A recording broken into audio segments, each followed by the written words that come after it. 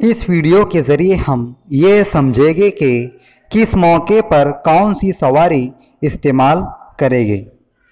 अगर हमें करीब में अपने दोस्त के घर पढ़ाई के लिए जाना हो, बाज़ार जाना हो या फिर मस्जिद वगैरह जाना हो तो हम पैदल जाएंगे।